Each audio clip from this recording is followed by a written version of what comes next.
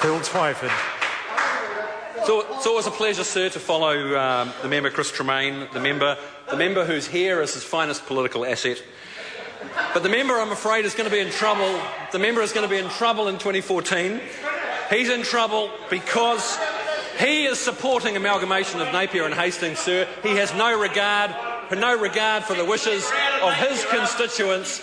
He doesn't care what the local people think. He favours amalgamation, and he's going to be in trouble in 2014.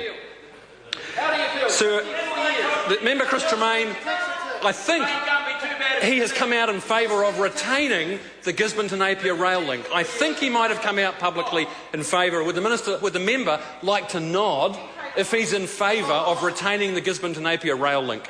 Because this is an issue that's very much on the top of mind of members, the people in his constituency, because like all over New Zealand, they are losing jobs under National, they are losing public services, their economy is suffering because this government has no economic plan for the regions, and they are suffering because they are having to pay more rates because National has cut the funding for local roads in their electorate, sir. And I want to talk briefly about how the roads of national significance have taken money away from almost every provincial region in New Zealand. They have squeezed every provincial council, every local council, who now face the choice of either subsidising the roads of national significance or by shelling out from their own pockets, sir, to fund local roads which have been cut, or they have to let the local roads network fall into disrepair.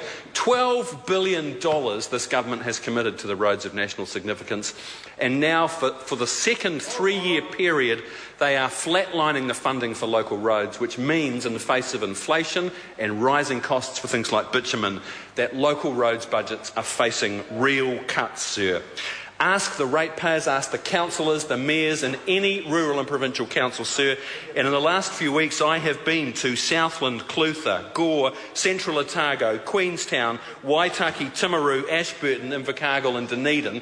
And I'm here to tell you that every single mayor in those council areas is angry with the national government for what they've done cutting the funding of local roads. In many of those councils, the budget for local roads amounts to half the operating budget of those councils. In places like Ashburton, which has got 2,600 kilometres of local roads to maintain, they only have 12,000 ratepayers. That is an enormous burden that this government has placed on those communities in New Zealand's provincial heartland by forcing them to either subsidise the roads of national significance or let their local roads fall into disrepair. And I want to quote Mayor Angus Mackay of the Ashburton District Council, who said recently, "We are frustrated that the government appears to have chosen to focus their expenditure on city motorways, the roads of national significance, at the expense of our rural areas that generate a significant proportion of income for the country." When I was in Timaru last week, they told me about the 2 roads in and out of the Clandeboy Fonterra plant. That plant at Clandeboy accounts for 5% of this country's export earnings. That is a massive amount of our export wealth as a country, and yet the 12,000 ratepayers of Timaru have to fund and maintain that road and all the heavy traffic on it out of their rates, sir.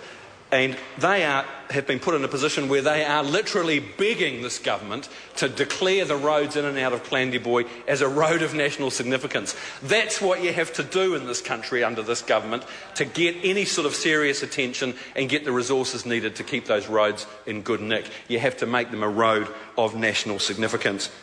Drummond dairy farmer Geoffrey Lindsay, a few weeks ago at the Southland District Council long-term plan hearings, had this suggestion, sir. He suggested that the Southland District Council dig up the road outside the Finance Minister's sometime residence in Dipton as a way of conveying the plight that the people of Southland feel, his holiday home. Thank you, Mr Cosgrove. They are so angry in Southland about the neglect of their local roads network, they want to dig up the road outside the Finance Minister's holiday home in Dipton. And sir, that says something about the mood in provincial New Zealand. They are losing jobs, they are losing public services, they are having their local roads funding cut, sir. Why does National treat provincial New Zealand with such utter contempt? Melissa Lee. Actually recovering from a comment